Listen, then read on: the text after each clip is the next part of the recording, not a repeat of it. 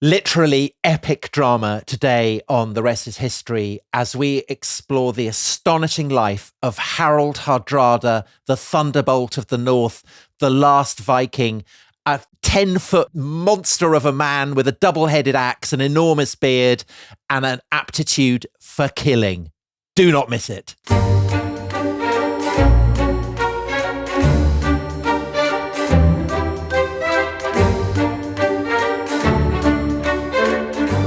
Olaf and Harald crashed into the enemy line like a storm ripping into a forest. Men were falling on every side, shards and splinters and splatters of blood flying into their faces. But soon the Norwegians were pressing back, using their numbers to hem Olaf's men in, squeezing them, crushing them together. More missiles rained down, spears, arrows, and throwing axes. The ground was slippery with blood. For a moment, Harald lost his footing, but then a hand was dragging him back up, and Ulf the Icelander flashed him a grim smile. Olaf raised his voice again, rallying his men for another charge, the sea serpent waving proudly overhead. Yet in the corner of his eye, Harald could see the terrifying figure of Thorir the Hound, his teeth bared with savage laughter, his black spear dripping with blood, cutting through the crowd towards his brother. And it was now, as the battle hung in the balance, that the heavens proclaimed their verdict. So that unbelievably manly and buccaneering prose is from Adventures in Time, Fury of the Vikings, Dominic's excellent book on the Vikings.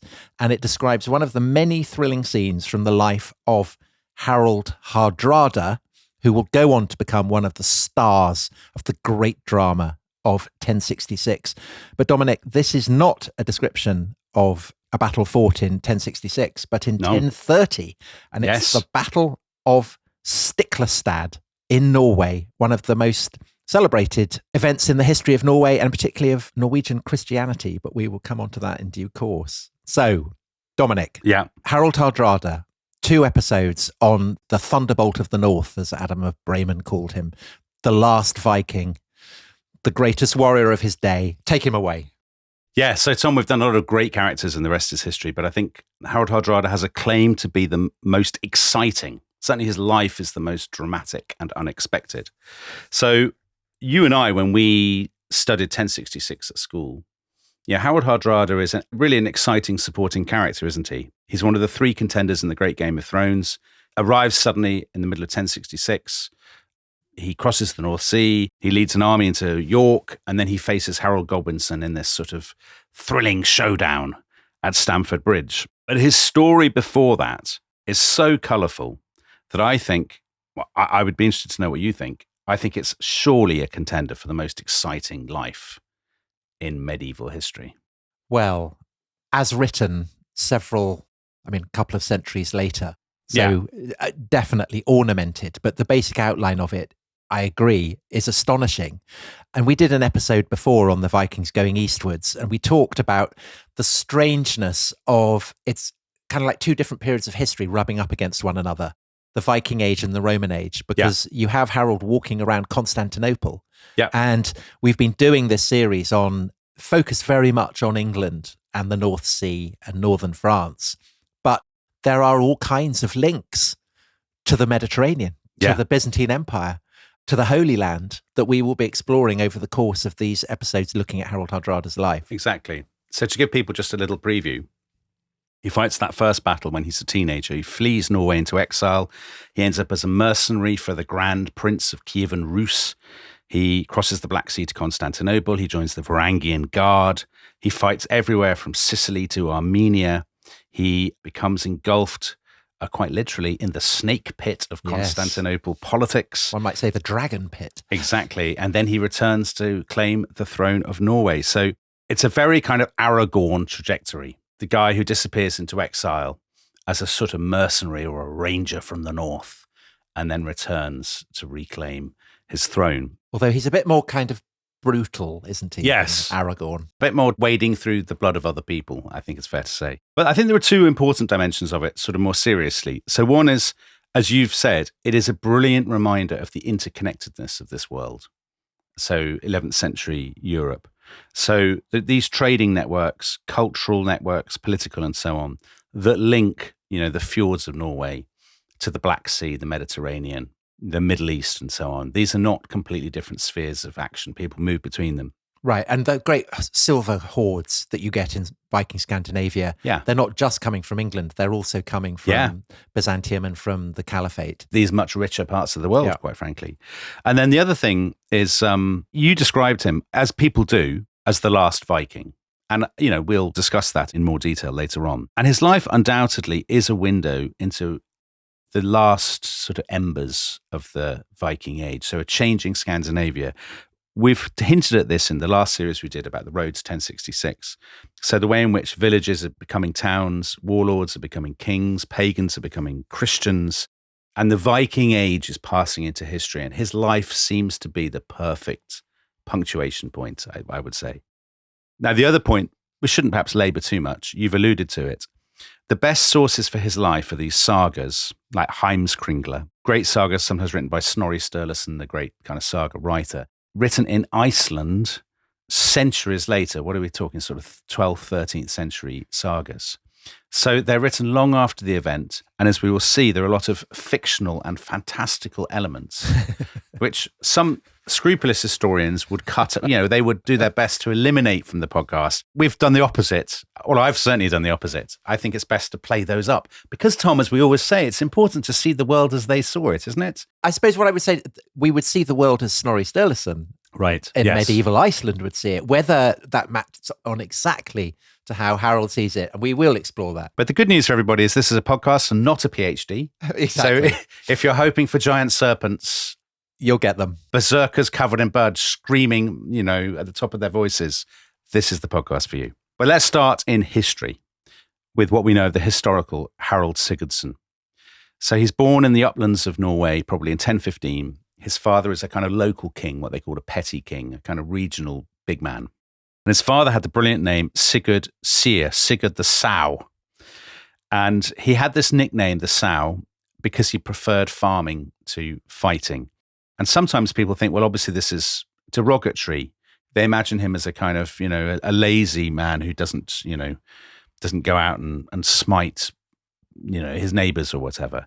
But actually in the sagas, the portrait of Sigurd is quite generous, and I quote, "He was a careful householder who kept his people closely to their work and often went about himself to inspect his crops and meadows, the cattle and the smithies." I mean, I imagine him as a kind of a slow-moving, but you wouldn't want to annoy ox. Yeah, I think that's fair. Much loved by his vassals or whatever, I would imagine. Respected. They would put kind of daisy chains around his horns, but do not provoke his wrath. That kind of thing. And he is married to this woman called Åsta. She's the widow of another kind of provincial bigwig in the Westfold of Norway. And she's had a son with this guy called Olaf the Stout. Now, when Harald is born, so Olaf, his half-brother, is about 20. He's going to play a massive part in Harald's life because Harald is going to hugely look up to him. So Olaf, we know more about Olaf at this point than we do Harald. Olaf has been involved in war from a very young age. Supposedly, according to the sagas, he first went into battle when he was 12, and he fought in Finland and Estonia. He was part of that Scandinavian horde who descended on England in the years of Ethelred the Unready. So he served with this bloke Thorkel the Tall, who we talked about last time. And he actually was one of the people who ended up as a mercenary fighting for Ethelred the Unready. Yeah, he's the guy who supposedly pulls down London Bridge. Exactly. Thereby inspiring the nursery rhyme. Now, he's also spent time in Normandy, a place we talked a lot about last time, a crucial sort of node in the network across the sort of North Sea and the Channel. He'd been baptized a Christian in Rouen, and he later becomes a great champion, or he's seen as a great champion of Christianity in Norway. But whether he's very pious, I think, is dubious. I think for him, Christianity is about power and about status and about generally smiting his enemies and making himself king. So Snorri says that his eyes are hard as serpents. Right. Jesus wouldn't like that, Tom, would he? It's more adventures in time, it has to be said. It is. His skalds, his poets, said that he was the ember breaker of battle. He gave gold to his loyal men and carrion to the ravens. That's what I like. I like that in a king. And actually, in all the poems that were composed about him when he was alive, there's no mention of being kind or turning the other cheek. But there's an awful lot of mention of like smashing people's heads in with hammers and stuff. So anyway, thanks to this head smashing, Olaf has actually stamped his authority on the different kind of strongmen of Norway. And around the time of Harald's birth, so 1015, he's recognized as the king of Norway. So another brilliant example of the way in which the Viking Age is passing into history and being replaced by a kind of more ordered, more structured kind of world. We talked in the previous series about Olaf Tryggvason, this kind of sinister reader of bird bones. I mean, he establishes a Christian monarchy. He does it by committing spectacular atrocities in the name of Christ. And I think Harald Sigurdsson is cut from similar cloth. Very much in that kind of line of descent. So Harald, at this point, he's still only a little boy. Our first anecdote about him as a boy is in 1018 or so. His father has died, so Sigurd has died, and Olaf comes to visit his mother. So this sort of early 20s guy who's become king, his half-brother, he comes to visit their hall in a place called Ringerike. And the story is that Harald is there with his older brothers, Guthorm and Halfdan, and they're very shy of their relative, the king, and they can't meet his eye. They have the hearts of girls. They do. But Harald, who is 3 years old, sits on Olaf's lap and tugs his moustache. The mark of a king. Yeah. Olaf says, brother, you will be a fighter one day. And then the next day, Olaf is walking with his mother. They're having a chat in the sort of the fields, and they come across the boys playing by the stream. And the other boys are playing as farmers. But Harald Hardrada, the future Harald Hardrada, is sort of playing with 10 longships. And Olaf says to him, the day may come, brother, when you command real ships. And then he says to them, and I'm sure this definitely happened, Tom, he says, what would you like? What would you like most in life? And Guthorm says, I would like a lot of fields. And Halfdan says, I would like cows. And Harald, age 3, says, housecarls. So many they would eat all Halfdan's cows at a single feast. And Olaf says to Auster, his mother, he says, well, mother, you are bringing up a king. So this is all very impressive, and I'm sure that this all happened. But actually all the sources agree, and there's no reason to doubt them, that Harald is an exceptionally formidable character. So Snorri Sturluson in King Harald's Saga says, Harald was a handsome man of noble appearance, his hair and beard yellow. He had a short beard and long moustaches. Peculiarly, the one eyebrow was somewhat higher than the other. So he's kind of Roger Moore-like in that respect. You know, he can raise an eyebrow at a merry quip. Yeah, he's brutal, but suave. Suave, exactly. His height was 5 ells. He was stern and severe to his enemies and cruelly punished all opposition or misdeed. So 5 ells, as historians point out, that would make him 7.5 feet tall. And the sources do say he's very, very tall. But he's probably not 7.5 feet. I mean, the one thing that people know is that Stamford Bridge, at the Battle of Stamford Bridge, he says of Harold Godwinson, what a small man. But also, Harold then turns it, doesn't he, and makes a famous joke about his height, which we will come to in due course. He's definitely a huge man. I don't think there's any doubt about that. And he is good looking because one of the other names that he gets, as well as Hardrada, is fair hair. Yes. So he's blonde-haired. He's incredibly impressive. And the portrait we get of him generally, I think, in the sagas, captures that last of the Vikings feel. There's definitely a sort of, he's huge, he's ruthless, he loves gold, he likes fighting.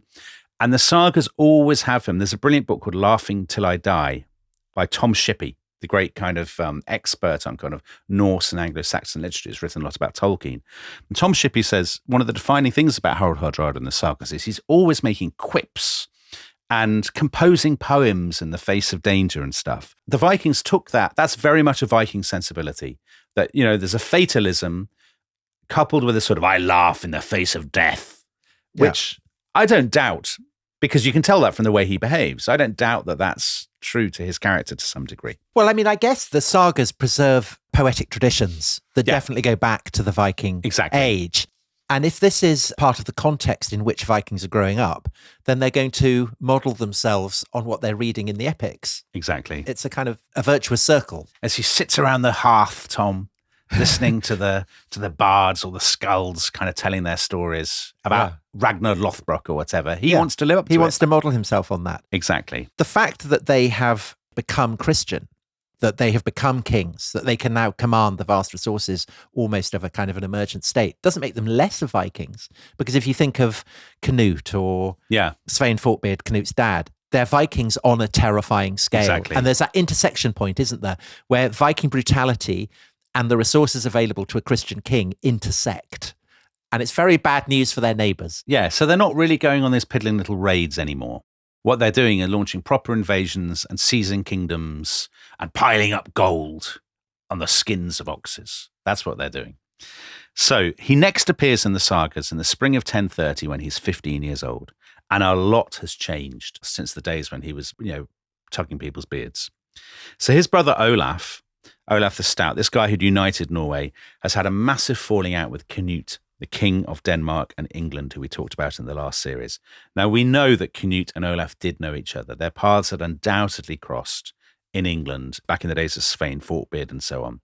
And some Scandinavian historians think that what had basically happened is that Olaf had probably promised to be kind of Canute's vassal and had reneged on the deal, which is a big theme of kind of Danish and Norwegian history. Well, because they'd fought each other on opposite sides in England. Exactly. So in 1028, so 2 years before 1030, Canute had sailed from England with 50 warships and had actually been welcomed by the Norwegians with open arms. So it's pretty clear that in the north, in particular of Norway, the local magnates actually didn't like Olaf and wanted him out. And Canute, we're told when the sagas, had bribed them with enormous quantities of gold and silver. Every man who came to him and wished to be his friend had his hands filled with coins. So Olaf, Harald's brother, has fled. He flees over the mountains to Sweden with a handful of his closest friends and his son Magnus, who will come up again on Thursday. And from Sweden, he took a ship across the Baltic and he vanished into the forests of what is now Russia. Now, we'll come back later in this episode to this side of things. But basically, for 200 years, this has been the kind of wild east of the Viking world. They've got all this network of forts and towns and so on. They're going all the way down the rivers into Ukraine, towards the Black Sea and Constantinople, which is obviously the capital of the Eastern Roman Empire.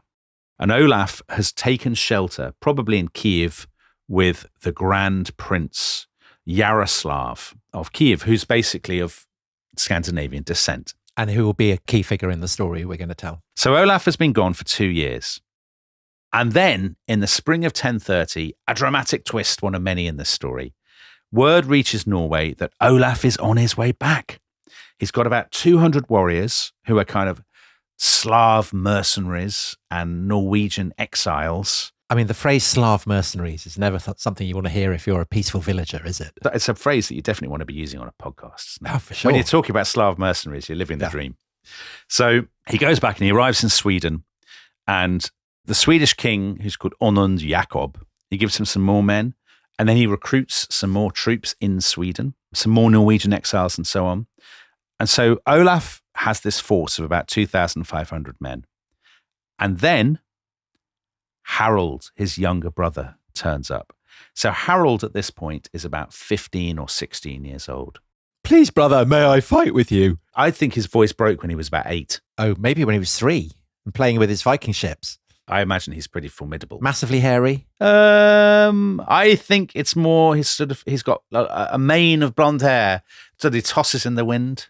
I hope one day, brother, to have a moustache like yours. And he will. Well, he will. Well, hold on, actually. I can't believe I didn't read this out. Snorri Sturluson says at this point he was very stout and manly, as though full grown. As though full grown, Dominic. Yeah, but very stout and manly. What, so he's fat? No, because stout in these days, so Olaf the Stout is not that he's fat, it's actually that it's sort of sturdy. Like me. So, right. Harald has raised a couple of hundred men from the uplands of central Norway. He's crossed the mountain spine of Scandinavia and he's gone down to Sweden to meet his brother. So they all assemble and then they decide they'll set off back to Norway, and they're hoping to get more recruits as they go. And they cross the spine again, through the passes, into the Norwegian uplands. Now, there are some accounts, because this is the age of Christianization, that say that Olaf forced recruits to be baptized and he made them paint white crosses on their shields. We must depend on God, Only with his power and mercy shall we gain victory, and I cannot have pagan men in my army. But actually, most of the historians' accounts that I've read of this say this is probably nonsense. That actually this is a back projection by later Christian chroniclers, and that actually almost certainly it's a mixture of all kinds of random people in this army at this point. I would be less skeptical about it because he has seen London, he's seen Kiev, he's seen Christian kings and the power that they command. And I think that everything about would-be Viking kings in this period suggests that they want a part of it. Oh, they do. I'm not saying that he doesn't shout about Christ and have a cross. What I'm saying is his very ragtag army, I don't think it has the quality of a crusade. No, it doesn't have a quality of the crusade, but the possibility that he makes them put white crosses on their shields or whatever, I mean, it's certainly possible. Yeah. Anyway, they come down into the height of summer, 1030, and they come down into the most fertile bit of Norway, which is called the Trondelag. It's around the city that we now know as Trondheim, which at the time was called Nidaros. And they're going through this valley, and at the end of the valley is the village of Stiklestad, Stickler's farm. And this is the setting for this great battle, probably the most famous battle in Norwegian history. I don't know how many Norwegian listeners we have, but they'll be very excited by this. And as they advance down this valley, they see at the end a huge army waiting for them. So this army, their enemies, these are A, Canute loyalists, and B, basically local farmers and local peasants who hate Olaf, and they are horrified that all these Slav mercenaries have turned up and they're about to pillage their lands and sort of, attack their families and stuff. Do we know if Harald's brothers, who are the farmers? Oh, my word. Do you think they've turned out? I think they've disappeared from the story completely. Guthorm and Halfdan. I don't think they've turned out. No. Because they wouldn't welcome Slavic mercenaries descending on that. They wouldn't, but they're actually too busy tending their crops, Tom. They've got no time for this kind of nonsense. Now, in the sagas, there are some absolutely splendid people involved in the enemy army. So the head of this kind of loyalist army is a local strongman called Kalf Arnason, who's a sort of Canute loyalist. Then there's a bloke called Thorstein the Shipwright, and he has a grudge against Olaf because Olaf confiscated a ship from him as punishment for murdering somebody. Snorri Sturluson says that Thorstein the Shipwright was, quote, very ardent and a skilled killer of men. That's nice. Which is nice. But by far the most terrifying person, who you mentioned in that wonderful reading at the beginning of the show, is this guy who's called Thorir the Hound. And Thorir the Hound, I'm sure he existed. He's a warlord from the northern coast of Norway. So he's been in touch with the Sami people. And he's wreathed in mystery and magic. He's a sorcerer as well as a hound. Well, this is the kind of figure that Neil Price talks about in his great book, The Viking Way. And he came and talked about Viking sorcery. And his great thesis is that so much of Viking culture is influenced by shamanistic traditions from the far north. That's a very fashionable view, though, isn't it, Tom? I like it. Yeah, I really, really like it. This bloke bears it out. He's wearing a Sami cloak of 12 reindeer skins with, and I quote, so much magic that no weapon could pierce them. And if people doubt that, we will have evidence for it later on in this story. He's got good medicine. He's also got a magic spear. He's got a magic spear, and he's said, I will use this magic spear to kill Olaf. Now, they outnumber Olaf's men 4-1, and they are absolutely pumped. They are gagging for battle. Kalf Arnason, he raises his banner and he addresses his men and he says, he who does not fight bravely today shall be held a worthless coward. Spare none, for they will not spare you. Now, Olaf, who's massively outnumbered, he raises his banner. You mentioned it in the reading, the sea serpent. He unsheathes his sword, which is called Hneitir, striker. And he gives his own speech. Of course he does. And he says, they may have more men, but it is fate that decides victory, not numbers. I swear that I will not flee from this fight. I will triumph or I will die. And all his men assemble. It's got his great lieutenant standing at his side, who obviously is called Bjorn the Bear. He's there. Doesn't Bjorn mean bear? Yeah. Well, yeah, it's just a tautology, but I mean, it's there to, if this, don't forget the Slav mercenaries there, they might not know that, Tom. Yeah, fair enough. It needs to be explained. It's also got a kind of Lancelot character who's called Rognvald Brusason, who's the son of the Earl of Orkney. You're a big fan of Orkney, aren't you? Yeah, well, because the Earls of Orkney carry on being Vikings, deep into the Middle Ages. So he's there, Rognvald, and everyone should remember him because he'll be important in this story. But Harald, what about Harald? Olaf says, I do not think my brother Harald should be in the battle, for he is still a child. Certainly I should be in the battle, for I am not too weak to handle a sword, and if necessary, you can tie my hand to the hilt. That's what he says. He's stout and manly. He did not speak like that. So anyway, this is the first time that he comes out with one of his poems in the face of death. He says, my army's wing where I shall stand, I will hold good with heart and hand. My mother's eye shall joy to see a battered, blood-stained shield from me. That's great. There's no doubt, I think, in any listener's mind that this absolutely happened. So at about 1 o'clock, according to the sagas, these two lines advance on each other. Thorir the Hound is shouting. Olaf is shouting. The tension mounts. It's very Bernard Cornwell. And then the two lines crash together. And sort of trying to work out from the sagas, which are, as we said, written much later with masses of kind of fictionalization and back projection.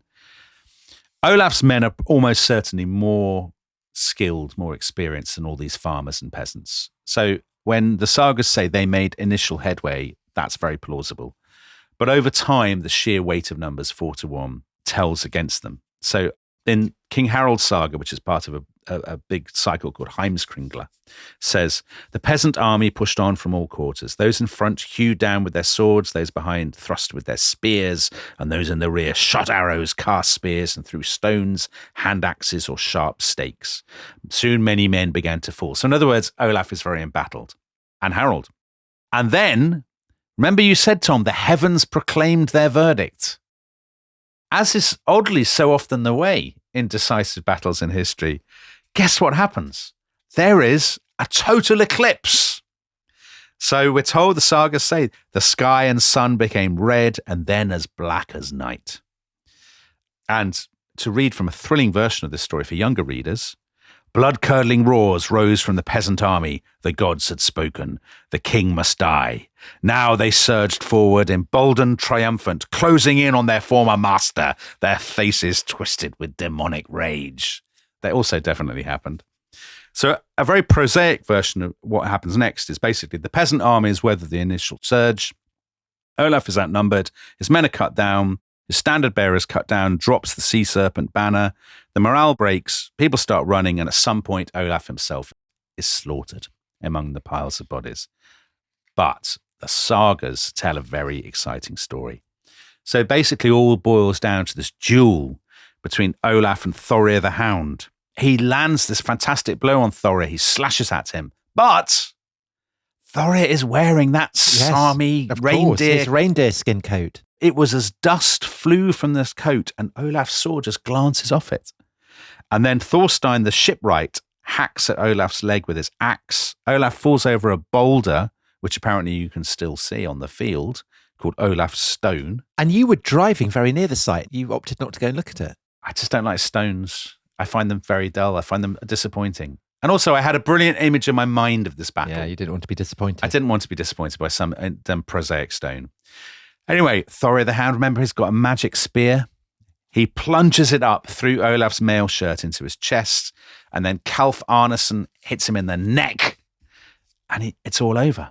For Olaf, that's all right, because do you know who had appeared to Olaf while he was in Novgorod in a dream? It's Olaf Tryggvason. Oh, no way. Another Olaf. So it was Olaf Tryggvason, who'd been Olaf the Stout's godfather. Right. He appeared to him and he said, look, don't worry, it's a glorious thing to die in battle. And then he vanished. Yeah. A Viking would know that, though. They wouldn't need to be told. Yeah, but it would be a reassurance, wouldn't it? If your godfather tells you. It would be a reassurance. You're right. That's true. That's true. Oh, that's nice. Anyway, he probably dies with a smile on his lips. I like to think. A grim smile. Now, almost everybody else we're told in the sagas is killed too, but not Harald. Harald has somehow been wounded and put out of action, so he's kind of lying among the piles of bodies. And this guy, the Earl of Orkney's son, Rognvald Brusason, he helps him up and he drags him off the battlefield into the woods. Now, Thorir the Hound is leading a kind of mopping up party to kill all the survivors, but they manage to evade him and they reach a woodsman's hut. And there, the woodsman, a kindly forester, he takes them in and he says, listen, I will look after young Harold until he's well enough to travel. So I think it's probably fair to say at this point, this probably didn't happen. This feels a little bit fairy. It feels a bit fairy tale to me, I don't Tom. know. I mean, just to say also, there must have been enough survivors of the battle. Yeah.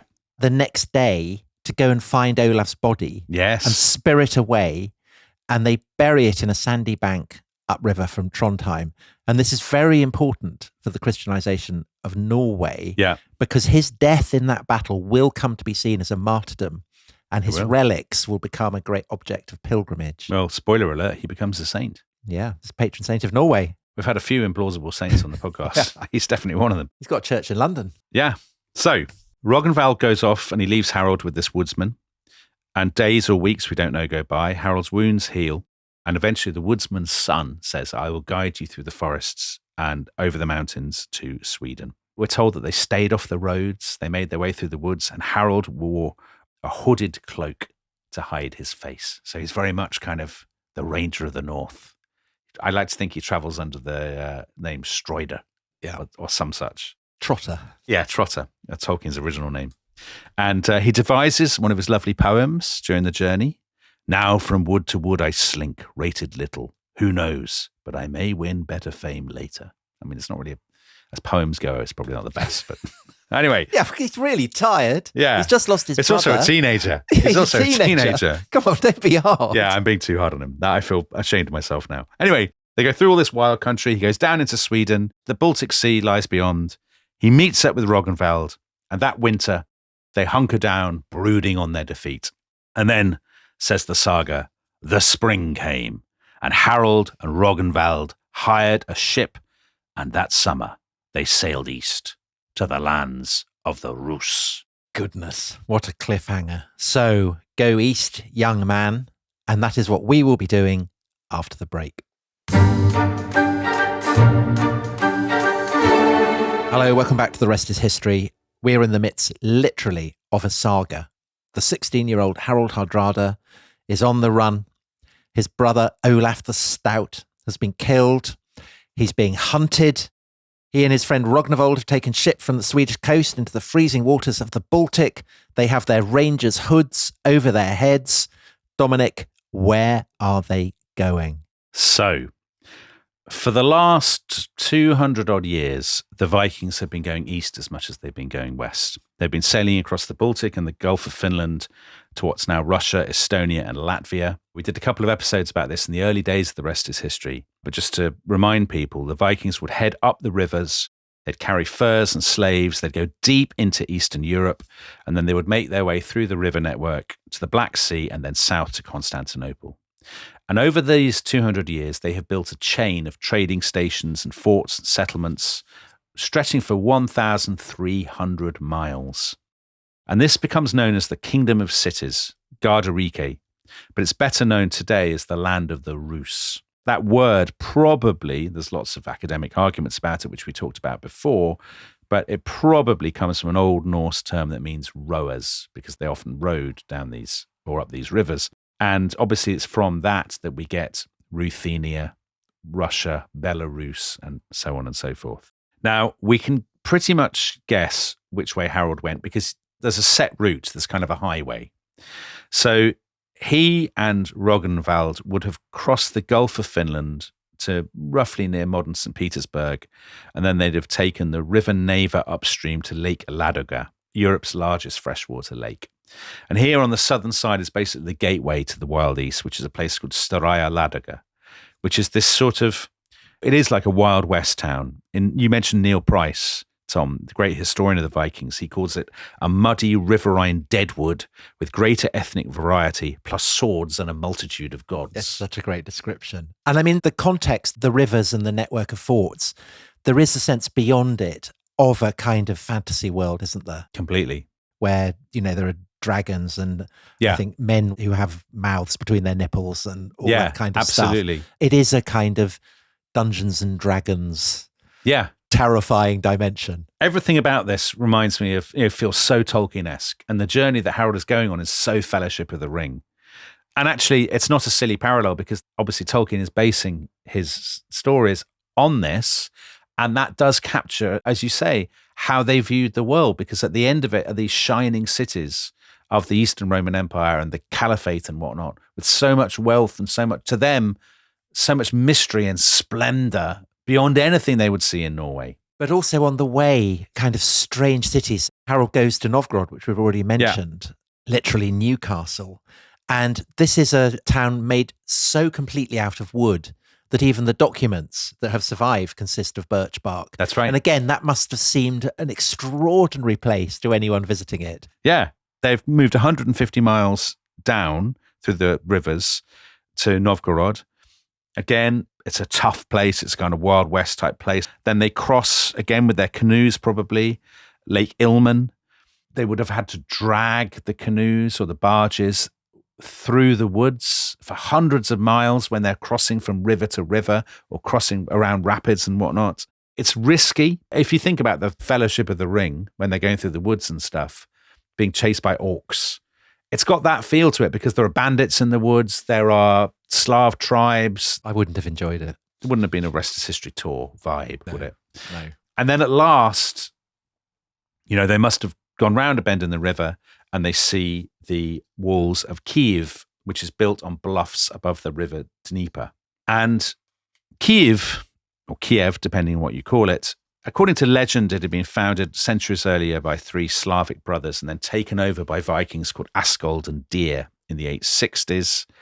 And it ends up effectively becoming the capital of this very loose state called Kievan Rus. And this is the state from which, as Vladimir Putin would be the first to tell you, both Ukraine and Russia trace their kind of national lineage. The Grand Princes of Kiev had been Christian since 988, and that was when a guy called Volodymyr or Vladimir the Great converted to Christianity.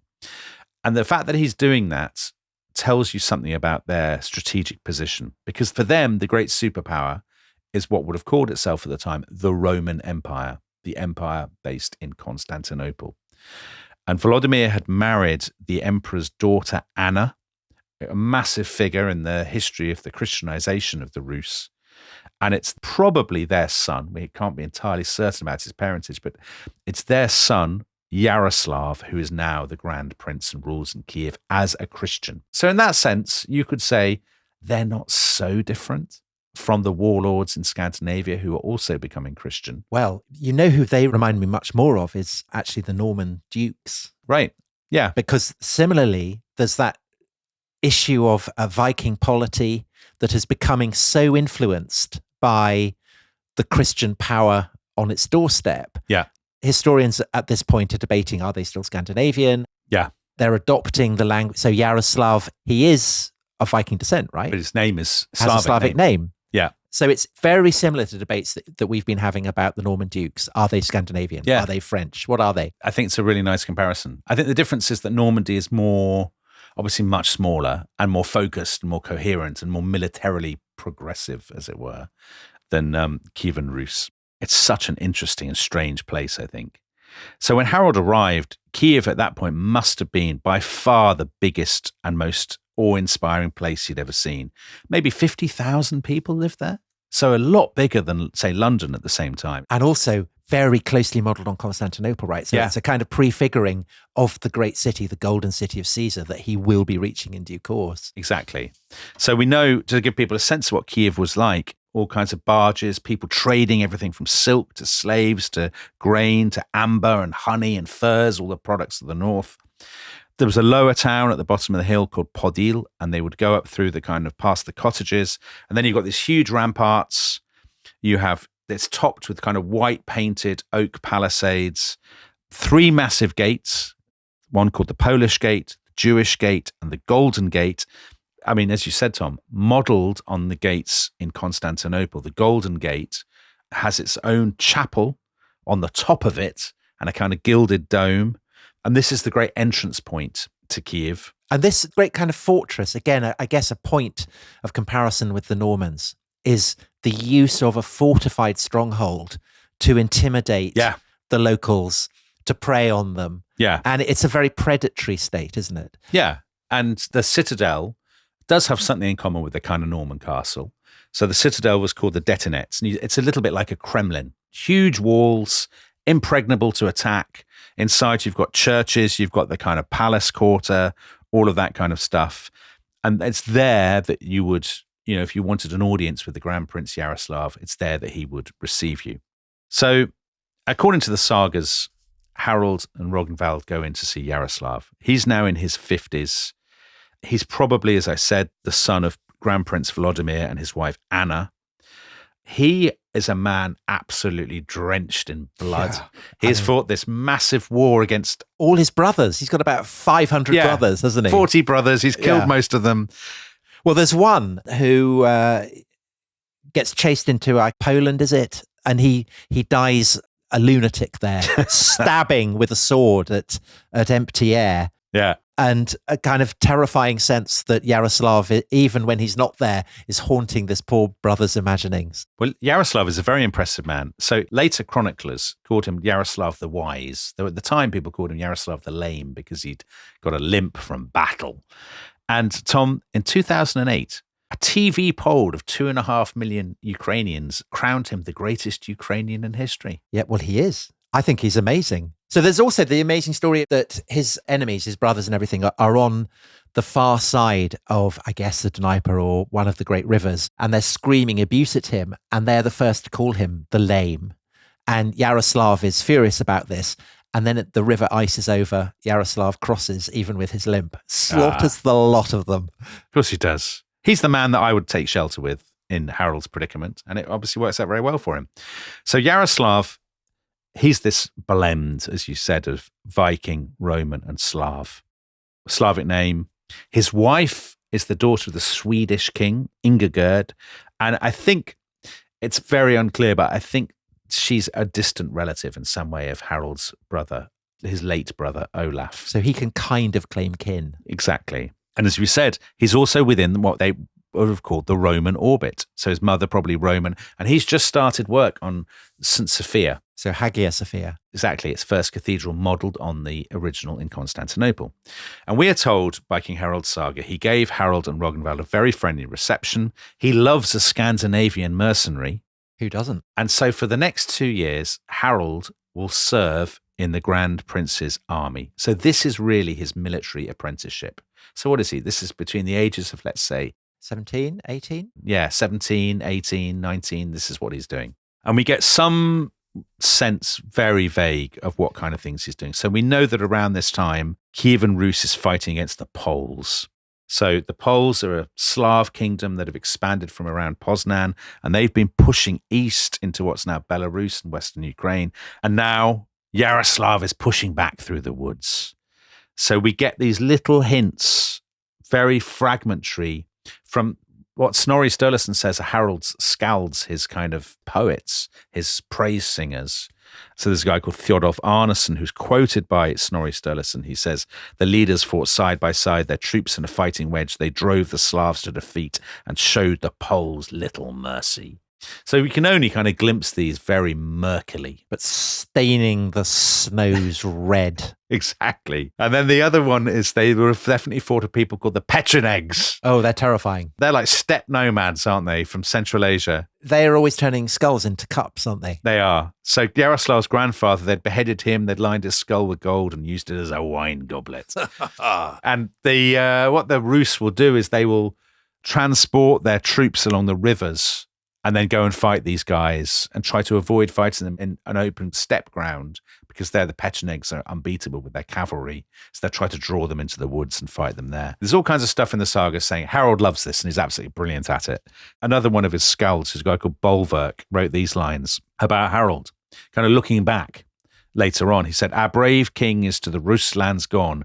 Braver than he on earth there's none.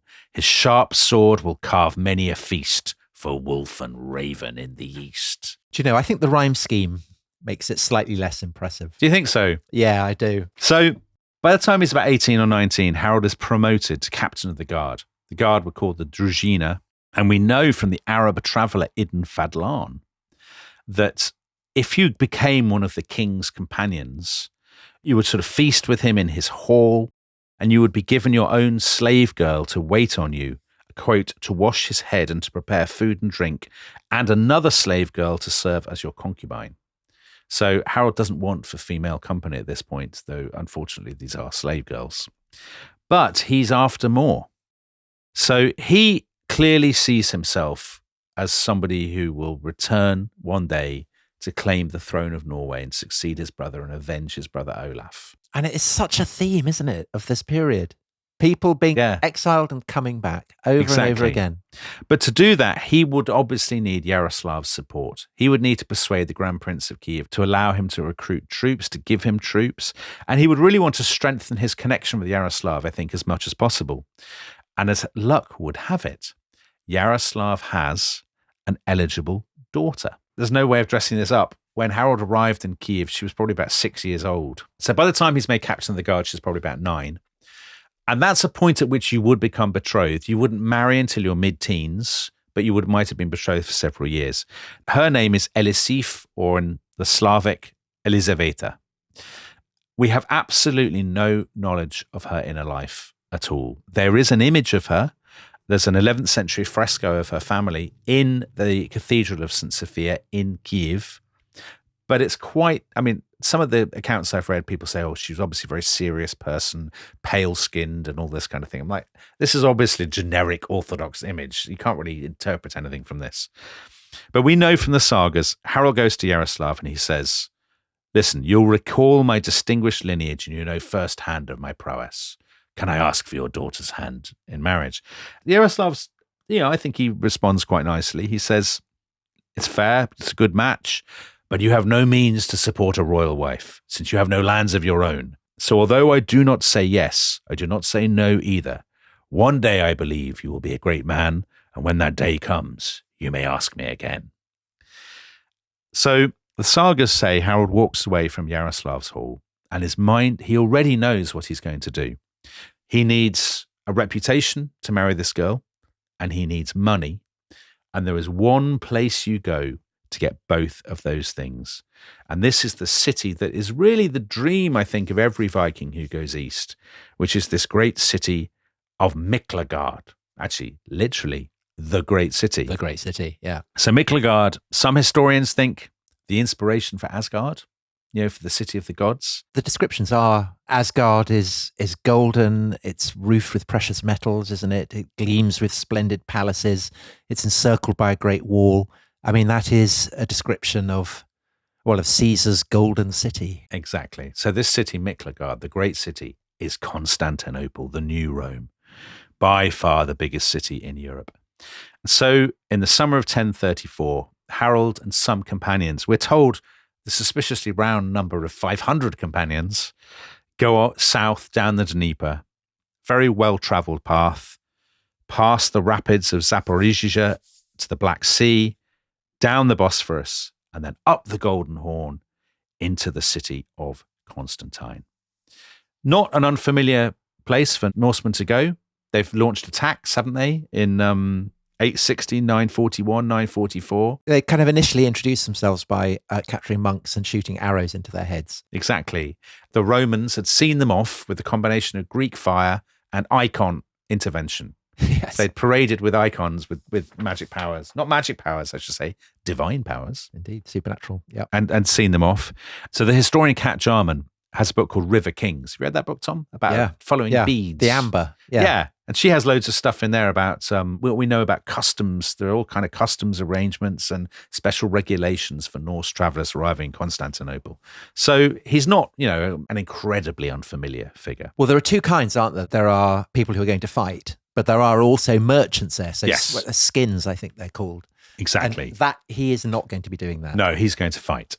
So for Harald, what is he, 19 years old?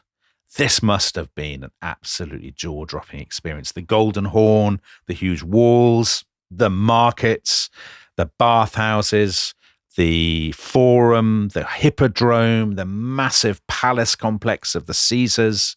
I mean, we know there's the famous story about when emissaries from the Rus went into Hagia Sophia, which was then 500 years old, and they said, we didn't know if we were in earth or in heaven, for surely there is no such magnificence or opulence anywhere in the world. Yeah, we cannot forget that beauty. Exactly. And actually that reflects a deeper picture or a wider picture, which is that actually the Byzantine Empire, the Eastern Roman Empire, for once it's actually doing pretty well. It's at a kind of medieval peak. under the Macedonian dynasty who are ruling it. They've crushed the Bulgars. They've recaptured a bit of territory in Syria. They've recaptured a bit of territory in Sicily and in Georgia. They're going through a kind of literary and artistic renaissance. So actually things are looking quite good for them, and they're quite self-confident and quite buoyant. Now, Harold will get very, very involved in kind of Constantinople politics, and we'll get onto that in the next episode. But just to give listeners a sense of the picture, there has just been a change of emperor at the top. So the emperor in the early 1030s had been a guy called Romanus III, who was basically a bureaucrat. He was in his mid-60s, and he was married to the Empress Zoe, born in the purple, so from the imperial family. She's younger. She's in her mid-50s. And Zoe, I think it's fair to say, she's a character, isn't she, Tom? Yeah, she is. She's a memorable character. We'll discuss her in more detail on Thursday. She's blonde. She's very voluptuous. She's very clever. She's incredibly vain. She's always sort of taking strange potions and sort of smearing creams on herself. Unguents. Unguent. Yeah. She loves an unguent. Now, she's been having an affair with a younger palace official called Michael, who's in his 20s, very good looking. And in April 1034, so just before Harold arrives in Constantinople, the emperor's officials, Romanus's officials, came into his bathroom and found him dead in his bath, strangled probably. And almost all the sources say it was Michael who did it. He had murdered this bloke. And he has now become emperor because he's married Zoe and become emperor himself, Michael IV. And actually, the empire is being run by his brother, who's a tremendous figure. Inevitably a eunuch. Well, you say inevitably. Yeah. I mean, it's quite odd that the brother of the emperor would be a eunuch, but actually it's the eunuch who had originally got Michael in. The eunuch comes first, exactly. We will come to him because he's a great character. John the Orphanatrophus, I think is his name. Anyway, he's running the show. Michael, this kind of handsome toy boy, is now the emperor, and Zoe is still on the scene as empress. And it's fair to say, I think, a nest of vipers, Tom. And I choose the serpentine analogy for good reason. Yeah, because the serpents go all the way down into the bowels of the palace. They do indeed. But for the time being, Harold, there's no reason he should really worry about all this. He's just an obscure Scandinavian mercenary. His name will mean something to Scandinavians, but it won't really mean anything to the Romans. And he is heading not for the palace, well, not for the center of the palace, but for a building that may well adjoin it, which is the barracks of the most glamorous warriors in Christendom. And these are the Varangian Guard. So the Varangian Guard, I mean, they're the sort of sexiest of all medieval elite warriors, aren't they? Yeah. They are a bodyguard established in 988, at the point when Vladimir the Great of Kiev had decided to embrace Christianity and to do this marriage deal with the emperors. And Vladimir had sent, we're told, 6,000 Norse and Slavic mercenaries who became known as Varangians after the Norse word var, which means oath. So they are literally called the Oath Keepers. And I think that when bands of Norse went southwards to begin with, yeah, it would be a kind of consortium. Exactly. So it's a band of Varangians who found Novgorod, for instance. Exactly. So the idea that you would swear an oath and you would become a kind of team. A blood brother. Exactly. These over time, we've now moved on sort of 40, 50 years from this, but they're still going, and they've become a kind of special forces unit. So they will be sent across the empire to Syria, to Sicily, wherever, to take part in sieges and stuff like that. Parachuting in. Exactly. Most of them are Scandinavian, not all. So there are Anglo-Saxons, and certainly later on. Well, there will be quite a few more in due course. And Slavs. They become famous. There are sort of hints of them in Roman sources.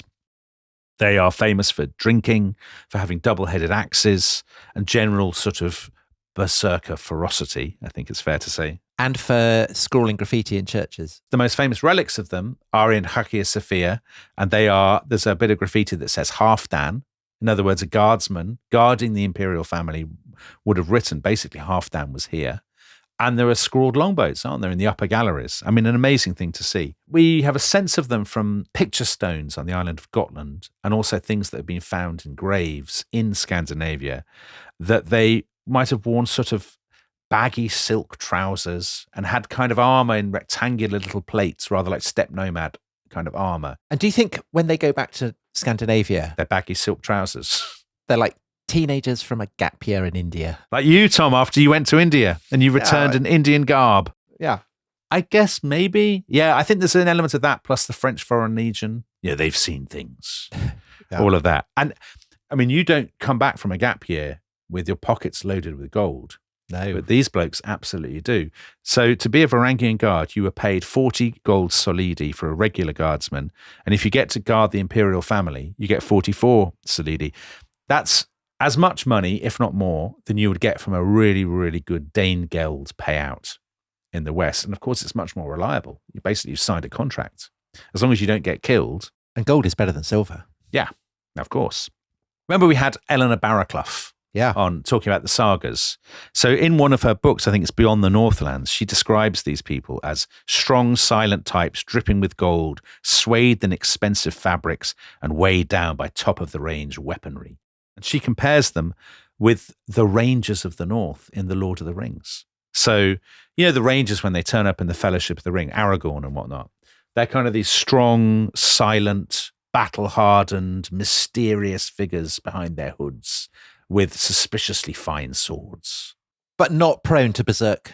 No, I guess not. But we just don't see Feats that. of violence. I like to think it's happening off stage in Tolkien's Right. world, don't you? Yeah, I suppose. The massacres of orcs or something. Yeah, I guess. All those little orc babies. Right, exactly. So Harold, it makes complete sense that he will do this. If he is able to not get killed and to save his money, he will be able to go back to Kiev, a rich man. He'll be able to marry Elisif. He'll have the blessing of the Grand Prince of Kiev, and then he can think about going back to Norway to reclaim his throne. So he goes to their barracks, and we're told brilliantly that he signs on under an assumed name, very Strider-like, and his name is Nordbricht, Northbright.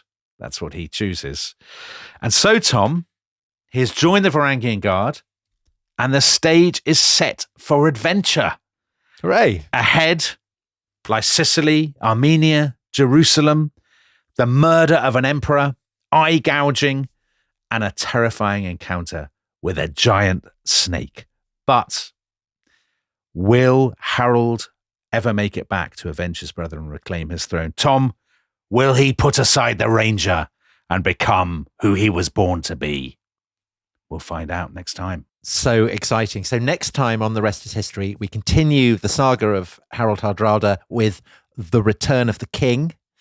And members of the Rest is History Club, those who belong to our own Varangian Guard, can hear that story right now. And if you are not a Varangian, if you're just a skin, a merchant, then you can change that. You can sign up at therestishistory.com. Alternatively, you can wait to hear it later in the week. But either way, we will be back with Varangian fun and games. Bye-bye. Bye-bye.